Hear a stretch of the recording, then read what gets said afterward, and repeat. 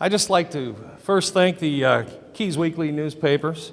I'd like to thank Isla Bella Resort and Conference Center, and to all you guys for being here and being participants in this kind of an experiment, if you will. Something pretty new for us. I'd like to also thank my mother-in-law and my wife that are in the back there. I'd like to thank my, thank you. But it was for them that I wasn't actually going to run, and then I changed my mind. I'd like to also thank my 3 kids and my 6 grandchildren who are around the country. My name is Stephen Cook, you know that, but I'm going to start a little bit earlier. I was born in Santa Fe, New Mexico in the desert. I was adopted and moved to the Midwest in St. Louis. And I was raised by a family that never, ever had an intent of having anybody being in politics again. See how best laid plans go. Well, as it turns out, in '86, I decided to come to the Keys for the first time when I came down to come diving and fishing during breaks in college. In '97, I was married, and I got 2 kids right away with that. And we adopted another son very soon after that, and I started learning it wasn't all about me, you know. In '99, my service life began when I joined the Lions Club. In 2002, I bought a house in Key Colony Beach. Sorry, but I wanted just a little bit more. In 2005, we found a property, and we started to build and started to plant roots and really try to become part of this community. In 2008, the home was built. We'd become new members of the community, and we were actually doing something for the town. We were being part of this community. In 2010, I decided to join the Coast Guard Auxiliary and continue my service, but service our community and our boaters. In 2016, I joined the Rotary Club. I also was accepted to Leadership Monroe, Class 25. Hey, best class. And every class is the best class, and I found that out.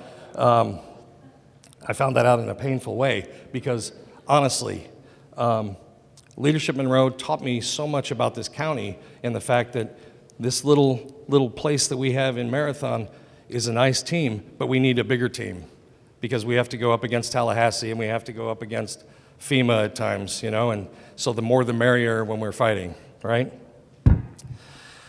Also in 2016, I was elected as a sitting councilman at large. Well, I didn't even know what at large meant at the time.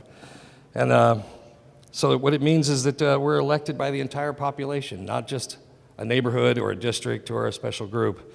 And that's the way it needs to be when we start working for people, is we need to work for all of us, not just a special group. I'm proud of where we stand right now fiscally, given our stance with Irma and the reimbursements thus far. We're $1.5 million in, and we're owed $29 million. During that 2 years, we've balanced budgets. We've been continually raising staff wages and getting them up to national averages. We're keeping the millage rate the same since 2016.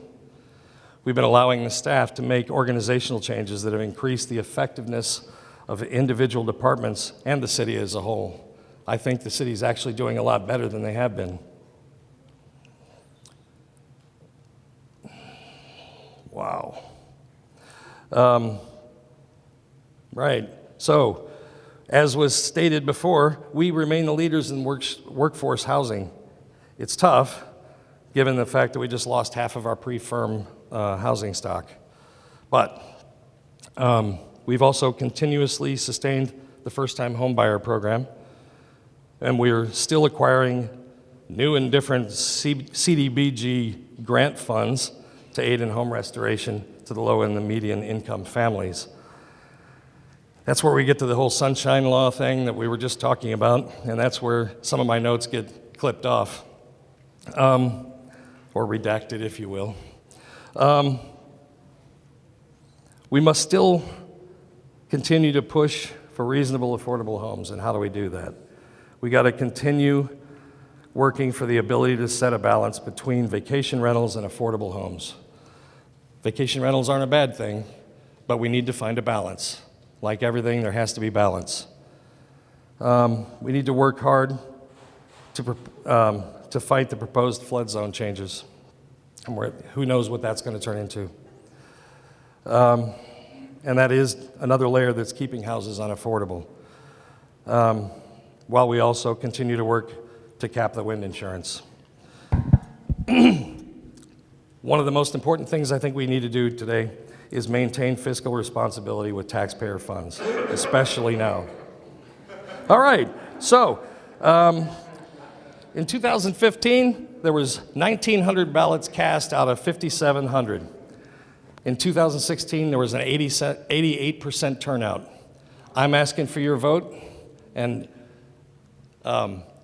absentee ballots go out here next week, I think, or the week after, and then early voting begins October 21st. Please, I ask for your vote. Thank you so much.